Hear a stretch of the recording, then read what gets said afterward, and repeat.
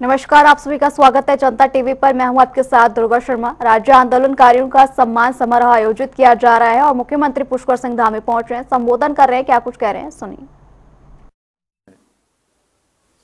गागर में सागर भरने का काम किया और आज के इस कार्यक्रम में जिन्होंने विशेष भूमिका इसके संयोजन में निभाई है, ऐसे राज्य आंदोलनकारी परिषद के सम्मानित उपाध्यक्ष आंदोलनकारी भाई सुभाष बर्थवाल जी, और आज जिनके सम्मान के लिए हम सब यहाँ पर एकत्र हुए हैं, ऐसे सभी हमारे राज्य आंदोलनकारी, हमारे संघर्षशील सभी माताएं बहनें, सभी हमारे नौजवान साथियों, हमारे बलिदान जिन्होंने सर्वोच्च अपना बलिदान दिया राज्य निर्माण में, ऐसे बलिदानियों के परिजन, हमारे संगठन के यहाँ पर श्री अनिल गोयल जी, कुंदन सिंह परिहार जी, तरुण बंसल जी, गामा साहब और श्री विश्वास डाबर जी, सादाब शम्स जी, श्री श्याम अग्रवाल जी, श्री तिवारी जी और सभी यहाँ पर उपस्थित हमारे सभी पदाधिकारीगण, ऊपर मधु भट्ट जी भी हैं हमारी और भी सभी हमारे पदाधिकारी हैं। मैं सबसे पहले आज के इस कार्यक्रम में उपस्थित आप सभी राज्य आंदोलनकारियों, माताओं, बहनों एवं भाइयों का सभी का हृदय से स्वागत करता हूं, आप सबका अभिनंदन करता हूं और आप सभी को उत्तराखंड राज्य स्थापना के 25 वर्ष पूरे होने के अवसर पर रजत जयंती पर्व की भी हार्दिक बधाई देता हूं, हार्दिक शुभकामनाएं देता हूं। साथ ही में राज्य निर्माण में अपना सर्वस्व न्यौछावर करने वाले सभी अमर बलिदानियों एवं राज्य आंदोलनकारियों को भी श्रद्धापूर्वक नमन करता हूं। ये मेरे लिए अत्यंत हर्ष का विषय है कि राज्य स्थापना के रजतोत्सव के अवसर पर आज मुझे आप सभी संघर्षशील आंदोलनकारियों को सम्मानित करने का, आप सबसे मिलने का, और सच में ये बहुत अद्भुत सा एक आज का दृश्य है जहां पर इतने सारे लोग जिन्होंने अपने जीवन की शुरुआत बाल्यकाल में राज्य आंदोलन के समय में की होगी, आज एक लंबा कालखंड उनका यहाँ पर राज्य के निर्माण में, राज्य को आगे बढ़ाने में बीत गया। उन सभी से आज एक साथ मुझे मिलने का अवसर प्राप्त हो रहा है। राज्य की स्थापना का, रजत जयंती का ये पर्व हमारे लिए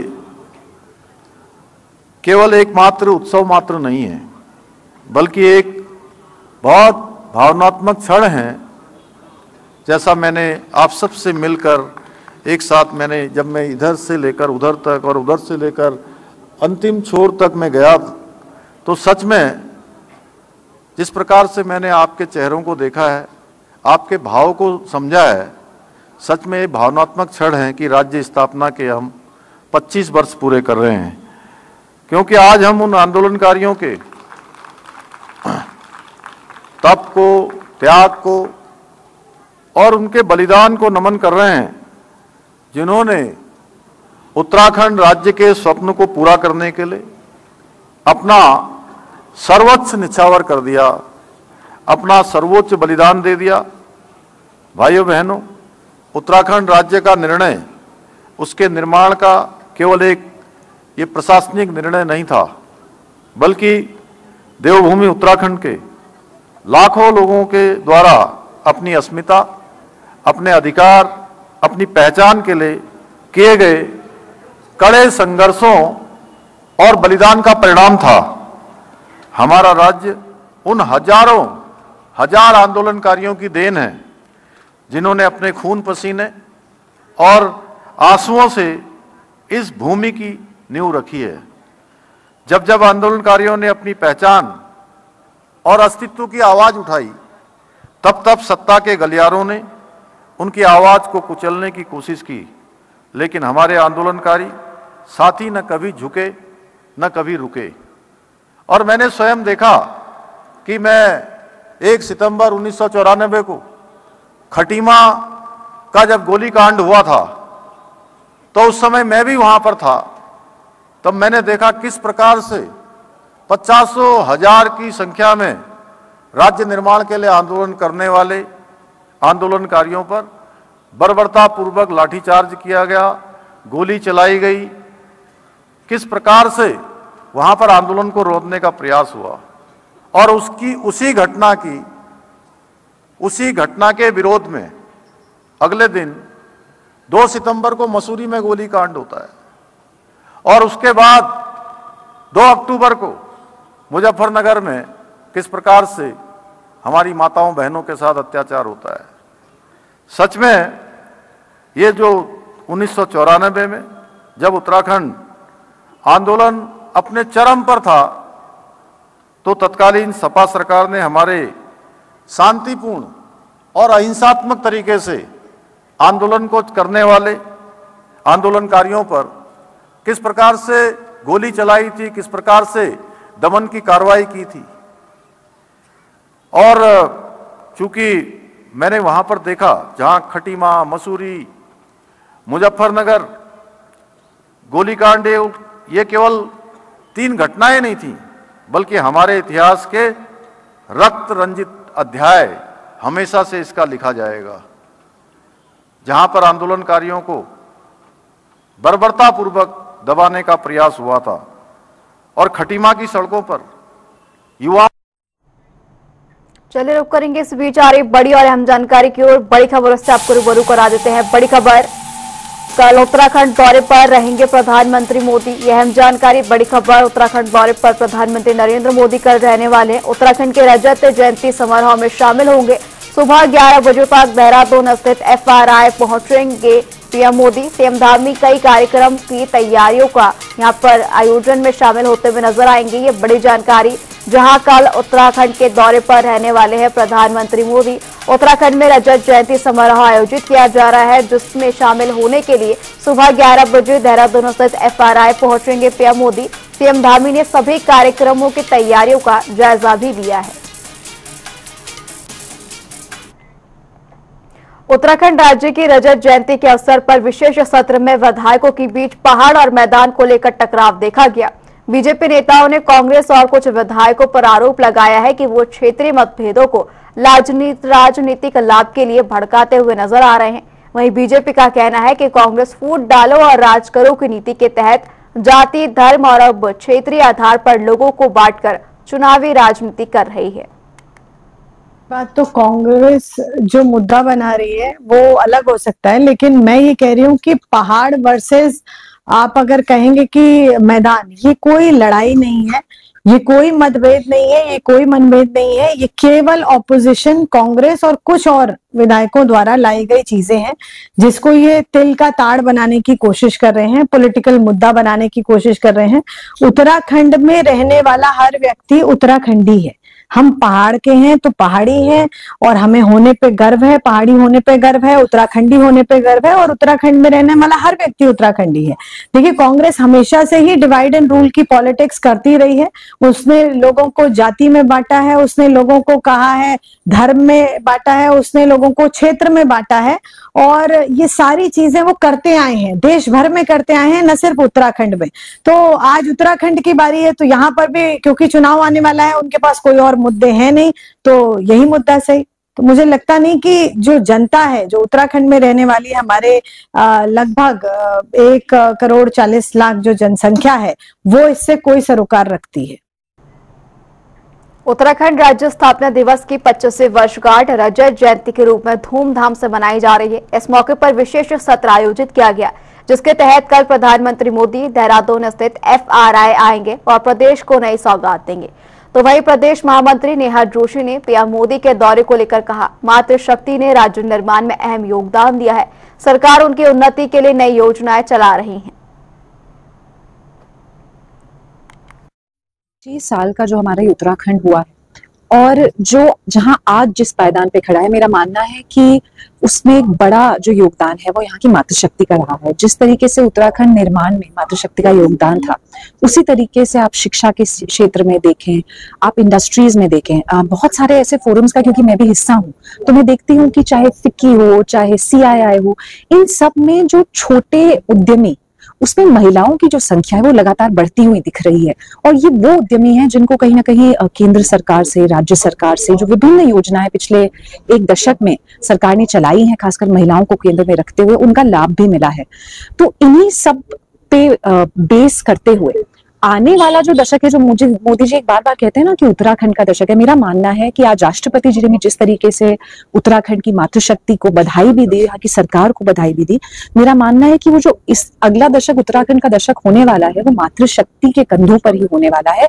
जिस तरीके से चाहे लखपति दीदी योजना हो या 30% जो आरक्षण सरकारी नौकरियों में हमारी यहाँ की बेटियों को सरकार ने दिया है, एक अभूतपूर्व कदम उठाते हुए, इन सारे कदमों के जरिए मुझे लगता है कि आने वाली जो ये दशक होगा, इसमें मातृशक्ति का योगदान जो होगा उत्तराखंड को आगे ले जाने में सबसे अग्रणी रहेगा। राज्य की 25वीं वर्षगांठ रजत जयंती के अवसर पर कल प्रधानमंत्री मोदी देवभूमि पहुंचेंगे। इसी को लेकर बीजेपी प्रदेश महामंत्री कुंदन परिहार ने बताया कि जनता और पार्टी कार्यकर्ता पीएम के स्वागत के लिए उत्साहित हैं। साथ ही उन्होंने इसे शुभ संकेत बताया और कहा कि प्रधानमंत्री हमेशा प्रदेश में आते ही नई योजनाओं की सौगात देते हैं।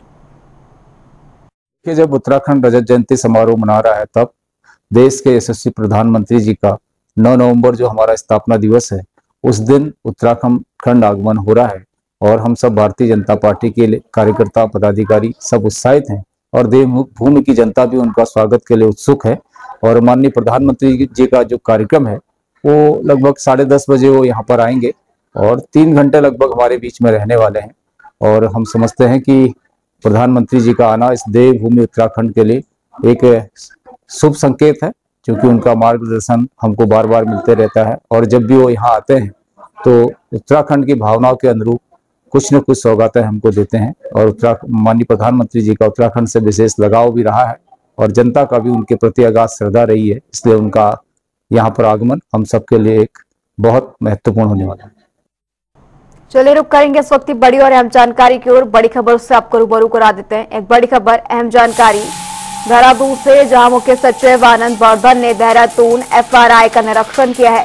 रजत जयंती समारोह की तैयारियों की समीक्षा की है। कल पीएम मोदी का यहाँ दौरा रहने वाला है, इस लिहाज से सुरक्षा, पार्किंग और ट्रैफिक व्यवस्थाओं का जायजा लिया जा रहा है। यह अहम जानकारी, बड़ी जानकारी, जहां प्रधानमंत्री मोदी के कार्यक्रम को लेकर प्रशासन अलर्ट मोड पर है। आमजन की सुविधा के लिए बृहद ट्रैफिक प्लान भी तैयार किया गया है।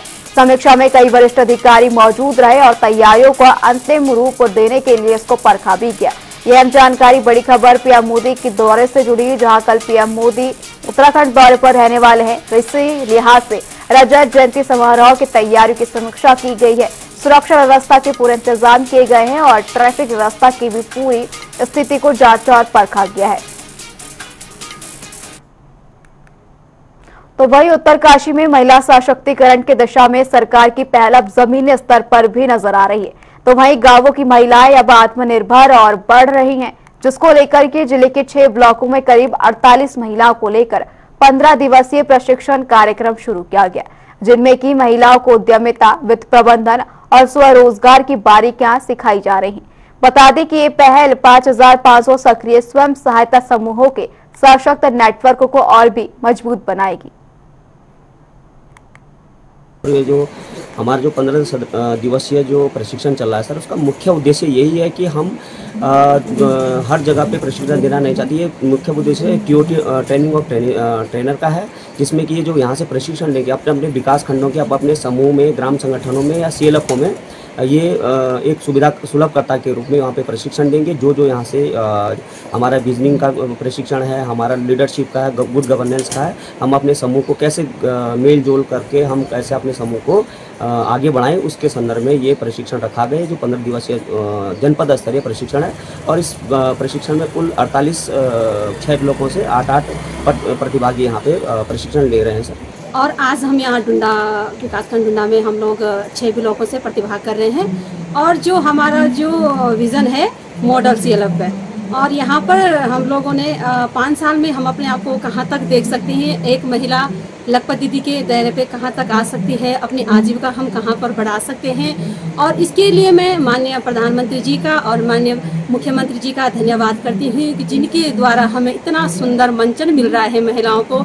नहीं तो हमारी महिलाएं सिर्फ घर तक ही हम हाउसवाइफ की तरह हम अपने घर में ही रहते थे। आज हमें ये मंच मिल रहा है, जो हमें यहाँ प्रशिक्षण दिया जा रहा है। इसके लिए मैं केंद्र सरकार और राज्य सरकार का बहुत बहुत धन्यवाद देती हूँ और उनके आभारी भी रहती हूँ। हमने ये 5 साल का सपना अभी हम देख रहे हैं कि हम कहाँ तक अपने CLF को ले जा सकते हैं। और मैं राष्ट्रीय ग्रामीण आजीविका मिशन का बहुत बहुत धन्यवाद करती हूँ कि आज जहाँ हम हैं, तो हम राष्ट्रीय ग्रामीण आजीविका मिशन से हमें इतना आत्मनिर्भर बनाया, जो हम कहीं पर भी बोल सकते थे। पहले मैं खुद अपनी बात कहूँ तो मैं पहले कहीं पे बोल नहीं पाती थी, लेकिन आज मैं बताना भी चाहूँगी कि मैं महामहिम राज्यपाल जी से भी मैं हरसिल में मिली थी। और उसके बाद अगस्त में जब यहाँ पर देहरादून में हमारा संसद में भी मैं गई थी, तो वहाँ पे मैं माननीय मुख्यमंत्री जी से मेरी मुलाकात हुई थी। और मैं मतलब वो मुझे तभी मिला जब मैं इस NRLM से जुड़ी हुई हूँ और एक लखपति दीदी बनी जब। हरिद्वार के न्यू देवभूमि अस्पताल में प्रसव के दौरान 22 वर्षीय महिला की मौत से हड़कंप मच गया। परिजनों ने अस्पताल में हंगामा कर लापरवाही का आरोप लगाया है। तो स्थानीय लोगों का कहना है कि अस्पताल में पहले भी कई बार मरीजों की जान जोखिम में डाली गई है। हालांकि पुलिस और स्वास्थ्य विभाग की टीम ने मामले की जांच शुरू कर दी है। रुड़की के लिब्बर रहेड़ी गांव में वाहन पार्किंग को लेकर 2 पक्षों के बीच जमकर विवाद देखने को मिला, जिसने कि हिंसक रूप ले लिया। एक पक्ष पर पत्थरमार और तोड़फोड़ का आरोप है और हाथों में लाठी, डंडे और पत्थर लेकर हमला किया गया, जिसमें कि 2 लोग घायल हो गए हैं और कई घरों और वाहनों के शीशे भी तोड़े गए। वहीं मौके पर पुलिस पहुंची, स्थिति नियंत्रण में ली गई और कुछ लोगों को हिरासत में लेकर पूछताछ शुरू की गई है। लिब्बर रहेड़ी जो कस्बा है थाना मंगलौर में, वहाँ 2 परिवारों में पिछले 1-2 दिनों से बताते हैं बच्चों में आपस में कुछ झड़प चल रही थी। पुलिस के पास ऐसी कोई इनपुट या सूचना नहीं थी, तो कल उसमें थोड़ा विवाद बढ़ा। बच्चों के झगड़े में बड़े लोग भी इन्वॉल्व हुए, तो दोनों परिवारों में आपस में पत्थरबाजी वाली घटना भी हुई। तो पुलिस हमारी इमीडिएट वहाँ पर हमारे SHO पहुँचे, फिर हम लोग भी गए थे। तो मामला इमीडिएट मुझे लगता है 10-15 मिनट में शांत हो गया था और पुलिस ने अपनी तरफ से दोनों पक्षों से कुछ लोगों को प्रिवेंट करके उनको हम जो प्रिवेंटिव हमारी सेक्शन है उसमें हम उनको कोर्ट के सामने पेश कर रहे हैं। क्या विवाद का कारण? विवाद का कारण स्कूटी टच होना या गलत ढंग से पार्किंग करना, क्योंकि पड़ोसी हैं और ऐसा 1-2 बार पहले भी उनके बीच में हुआ बताया जा रहा था। नहीं, फायरिंग कतई नहीं थी, फायरिंग की कोई पुष्टि नहीं है। रुड़की में एक सनसनीखेज मामला सामने आया है, जहां पर के कुख्यात गैंगस्टर लॉरेंस बिश्नोई के नाम पर एक कारोबारी से 30 लाख की रंगदारी मांगी गई। बता दें कि धमकी भरी कॉल विदेश से आई थी। वहीं पुलिस ने इस रैकेट में शामिल एक आरोपी आशीष सैनी को गिरफ्तार किया है, जबकि मास्टरमाइंड अजय हुड्डा अबू भी आर्मेनिया में फरार है। और SSP ने जानकारी दी है कि दोनों ने ही जल्दी पैसा कमाने के लिए गैंग का नाम इस्तेमाल किया। तो वही आरोपी को न्यायालय में पेश कर जेल भेजा गया है। मांगी गई थी और जो व्यक्ति रवि सैनी है, ये रवि कुमार पुत्र रविंद्र कुमार, ये धनौरी का ही रहने। तो वहीं रुड़की से एक दिल दहला देने वाली वारदात सामने आई है, जहां एक घर में पहले ही आग की त्रासदी में मातम परस गया था। तो वही अंतिम संस्कार के दौरान ही मृतक के चाचा के बीच सड़क पर मामा का गला रेत दिया गया, जिससे कि मौके पर अफरा तफरी मच गई और अस्पताल में डॉक्टरों ने घायल को मृत घोषित कर दिया। फिलहाल पुलिस ने आरोपी को गिरफ्तार कर लिया है, साथ ही चाकू और खून से सने कपड़े भी बरामद किए। ये थाना कोतवाली गंग नहर में एक महिला के द्वारा पुलिस को ये अवगत कराया गया कि उसका भाई जो सहारनपुर से यहाँ आया था और उसके बेटे की एक दिन पूर्व ही से जल के मृत्यु हुई थी। उसी के कार्यक्रम में वो शरीक होने यहाँ आया था। इसी बीच पारिवारिक विवाद में जो मृतक है उसके जीजा जो है ये जो महिला है वादिया, उसके पति के भाई ने विवाद में इसकी हत्या कर दी। और पूरे घटनाक्रम में जो मुख्य अभियुक्त है जो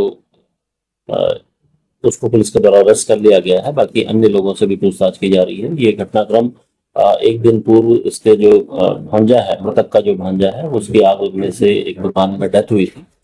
उसके बाद जो अंतिम संस्कार की क्रिया में शामिल होने मृतक की माँ और उसका भाई यहाँ आए थे।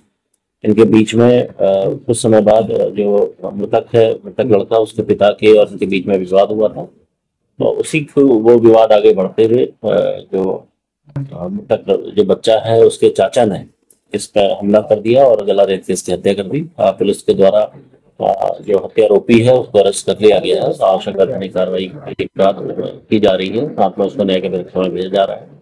अन्य कोई भी इसमें अगर सम्मिलित है या होगा, उसको पुलिस अभी गहनता से जांच कर दी है, उसके खिलाफ ठीक है।